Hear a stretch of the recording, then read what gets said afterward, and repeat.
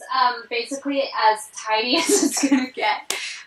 This is it's like a spare room / office. Okay. And I have a good friend who's staying with us, and he was actually sleeping here, and I kicked him out, and I'm like, Andrew, you have to leave, because I have an interview, and I can't have some random man sleeping in the back of me, behind me, so he left.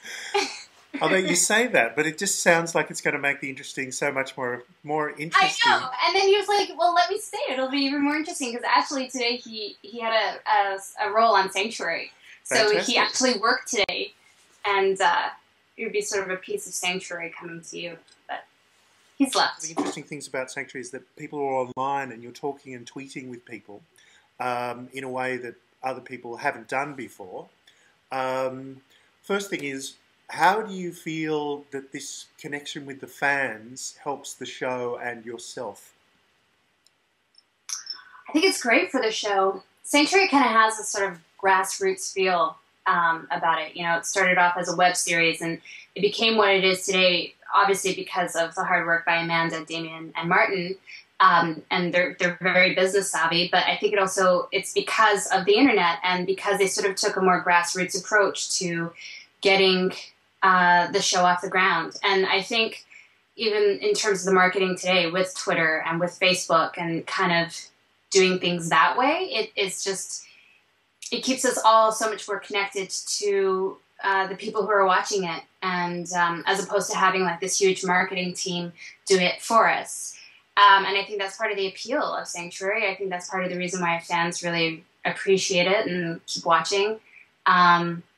And it is cool for us as well, just so that we can put a face to who we're talking to. I mean, I didn't really understand a lot about fandom before I started, and then, you know, just getting more and more into Sanctuary, and then being able to have my Twitter account. There are people that I recognize who are always asking me questions on Twitter, and to be able to actually respond to them personally, it's kind of a really cool thing. So I love it, and I think the fans do too. Well, I'd have to say that Sanctuary is a crash course in fandom. Yes, it really is. It really is. Do you find as an actor that Sanctuary is a very difficult job, obviously because of the green screen, or is it something because there's a green screen that it's really easy because it's just your imagination? I actually, I think it's actually easy because it is my imagination, and when we're on the green screen and we're playing around, I mean, it's me, it's my fellow actors, and it's a couple of props, and you're not really distracted with all the cameras and stuff because they're sort of far away. So it feels like you're doing a play, and you just have to trust your instincts, and you just have to trust the situation and your imagination, and it might have been weird for like the first day, but it becomes something that's very natural after a while. Yeah, I really like it. I mean, obviously, I guess the hard part is sometimes when you're not in front of the green screen, but you'll have maybe sort of like a green toy that will be in front of you, and that's the monster, and you have to be reacting to that. That part's difficult. But when you're actually in front of the green screen and you get to imagine a world around you, I think that's actually fairly easy. How did you feel? Like when you're thinking, oh, they're going to do a Bollywood number and all these things, are you connected to that culture in a particular way? I am and I'm not. I mean, I grew up knowing what Bollywood is. I never actually visited India until like 3 years ago. But yet at the same time, my parents did instill certain traditions and cultural things in me. So it was very much sort of a balancing act between being Indian, but also growing up very Canadian in North America. So when they had that idea of going to Mumbai, what I liked about it is that, and actually what I like about the way Damien sort of creates his ideas and writes, is the fact that you would think the Indian girl would be doing the Bollywood dance, but she didn't. It was actually Will, and I like that. I like the fact that that Kate was kind of disconnected to the whole cultural thing there. She didn't really belong, but she felt like she should, and I think that's very honest and it's very real because it's probably how I feel about it as well. And so I enjoyed it. I thought they did a great job with that, and with also just trying to recreate Mumbai in Vancouver, which isn't an easy thing to do, but it looks spectacular. Although I can't help but note a hint of jealousy that you didn't get to do the Bollywood number. I have to admit, even though I was like somewhat pleased that, you know, they definitely went a very honest route and they weren't trying to do the whole stereotypical Indian girl thing, there was a small part of me, I really wanted to jump in when I was dancing, and I really wanted to, like, wear something pretty. I don't think Kate has once worn a dress throughout the entire thing, so I think it would have been really cool to sort of, like, dress it up and start, like, dancing. But now, she is a fascinating character because, I mean, some people may call her a cold-hearted bitch. Other people would say she's a, you know, sexy Han Solo. But where do you see her? I see her as a girl with a really strong armor.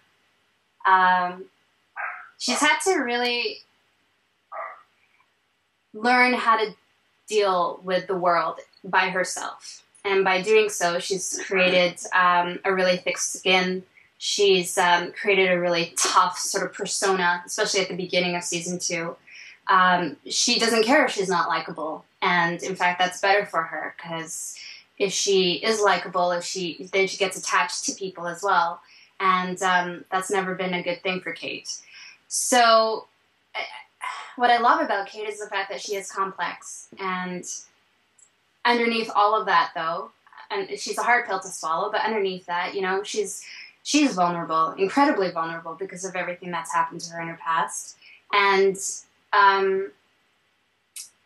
I think slowly as season 2 progresses, we start, she's like an onion, you start taking off those layers and you start seeing a little bit of who that girl is, you know, and I think that's where I personally connect to Kate the most. And I think in season 3, you'll see that even more. You know, she definitely puts that armor up when she's around strangers or people that she doesn't know, but as she's getting more and more comfortable in the sanctuary, the armor's coming down and she just becomes kind of, she has a very specific relationship with each person there, and she's goofy, or she's, like, you know, very tender, or she's, you know, silly or whatever, but she's just a lot more sincere. Or are you the serious one, always saying, come on, let's get our day? I think it depends. Depends on who I'm with and just sort of the feel. I mean, you don't want to be the jokester when everyone else is like, when it's Friday night and everybody wants to go home. And you know, to be quite honest, I'm sure you've heard this before, but when Christopher wears his suit, he's like a different person.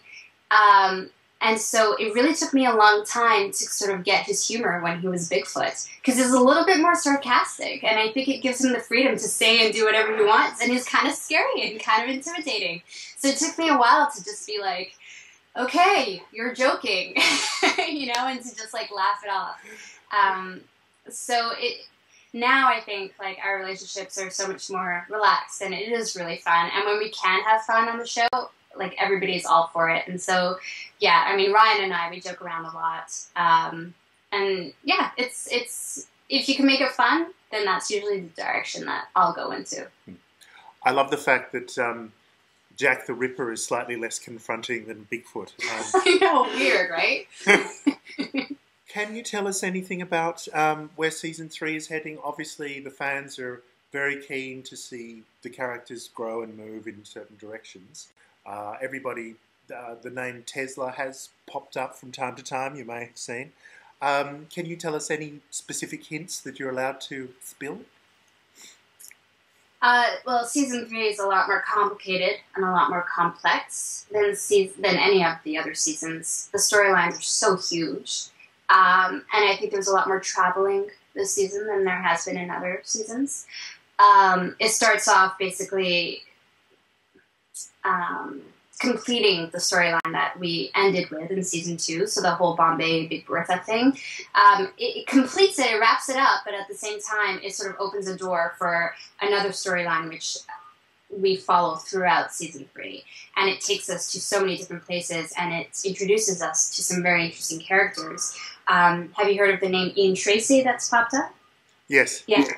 So Ian Tracy is a brilliant actor, and he's playing this incredible character. I don't know do you know who he plays? I don't know how much I'm allowed to tell. Yeah, he just plays a really interesting character who's not necessarily a very likable character, and it's just his relationship with Helen Magnus is incredible, and the scripts that are being written around those two characters are amazing. And in terms of Kate specifically, I think she just becomes a lot more real and a lot more an asset to the Sanctuary. And fortunately, I get to really play a lot this season, and I have a great episode that I'm excited to see. It's episode 4 or 5, I believe. It's called Hero 2, and it's kind of a superhero type episode for Kate, which has been it was so much fun. So I'm really excited about that. Sanctuary shippers would be interested to see whether you and the big guy finally get together. A big. Yes, exactly. I really wanted Kate and the big guy to get together. Definitely. I don't know how they would kiss. They would get really a lot of hair in the mouth. That'd be kind of. I think you'd just she'd hold up a razor. She'd hold up a razor and say one word, big fella, manscaping. Is there any difference between having the 13-episode cycle and the 20-episode cycle? Obviously, apart from the sheer amount of work. Yeah, I mean, the work is definitely a lot more. I think because we had 20 episodes, they got really ambitious in the writing room, which basically translates to having to be ambitious in every other aspect to creating that show. So that's probably the biggest thing. And also, I mean, it gives you more time to sort of explore the different characters and their personalities. And I think each character this season has a great storyline that they're really excited about and proud of.